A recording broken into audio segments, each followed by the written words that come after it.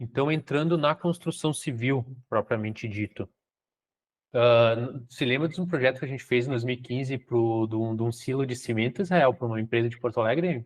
Sim, lembro, sim, lembro. Lembra? Uhum. Eu trabalhava numa empresa e o Israel prestava serviço para nós de desenvolvimento de quadro de comando e tal. E a gente fez um trabalho em colaboração lá, eu fiz a parte da programação e eu resolvi trazer como um exemplo, tá, aqui para nós. Esse projeto foi feito em 2015. Vou explicar rapidamente o que ele fazia, como é que ele funcionava, e aí a gente vai fazer um exercício aqui de pensar se a gente fosse fazer esse projeto hoje, a gente poderia usar a IA para melhorar ele, para ter resultados melhores? Então, isso que a gente vai fazer nesse slide aqui, tá? Essa empresa era uma empresa de Porto Alegre, não vou falar o nome dela, que ela basicamente vendia cimento e aí colocava esses silos, semelhante a esse que está aí na imagem, nas obras e o carregava com cimento, né? Conforme o cliente ia utilizando cimento, ela ia repondo. O nosso projeto era, então, fazer o quê? Colocar 3 sensores ali no silo para a gente identificar quando o cimento estivesse acabando. E aí a É, gente é, monitorava isso. Opa, só um pode falar, pouquinho, Gabriel. Anderson. Só para dizer que o cimento, né, a argamassa, era em pó, tá? Não Isso, em era, pó, em não pó. era argamassa já trabalhada, já misturada no caso, tá? Então é importante a gente ter esse dado. Isso aí. E aí o nosso trabalho era identificar a que nível ali estava de vazio o silo, e via telemetria a gente mandava esses dados para um servidor e o pessoal da empresa tinha acesso a todos esses monitoramentos, e aí quando via que estava terminando o cimento, eles iam lá e mandavam um novo caminhão, tá? Esse foi o nosso projeto, tá? Como que a gente poderia melhorar ele com IA? Qual que era o problema do projeto? Obviamente, quando chegava no nível de argamassa ali dentro do pó de cimento, né, dentro do silo, eles mandavam um novo caminhão. Mas como que a gente poderia, por exemplo, melhorar a nossa previsão de quando precisa ou não mandar um caminhão de cimento? Às vezes acontecia de o silo indicar que estava com pouco cimento, mas o pessoal gastava tudo o que restava antes de chegar o caminhão, né? Esse era alguns problemas que ocorriam. Então, por exemplo, a gente pode ter uma câmera na obra indicando a etapa que se encontra a obra para verificar consumo. Uma obra, vai construir uma casa, um prédio, o que for, tem várias etapas, né? Fundação, etc., dando parede. Não sou um especialista em construção civil, longe disso, mas é mais ou menos assim, né? Reboco. Então, cada etapa dessa vai ter um consumo de cimento, né? Cimento em pó. Umas mais, outras menos. Então, no momento que a gente consegue identificar via visão computacional, da mesma forma que eu identifico uma fruta, da mesma forma que eu identifico o carro autônomo, eu posso identificar a etapa da obra e aí usar essa informação para entregar mais ou menos cimento para a obra. Outro exemplo aqui, outro ponto que a gente pode estar aqui que eu trouxe de exemplo é uma balança para ter a taxa de consumo do cimento.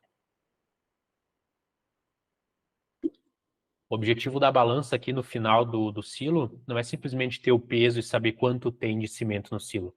É identificar com que taxa ele está sendo consumido. Pegar as últimas horas, identificar que foi de 100% para 30%. Então, significa que, vamos supor, em 7 horas foi de 100% para 30%, daqui 3 horas acaba o meu cimento. Então, eu consegui prever uma certa facilidade, aqui utilizando uma balança, que eu tenho 3 horas de cimento, né? Então, a taxa de consumo também pode ser usado. O clima, de repente, está chovendo, pode ser que a gente não vá usar tanto.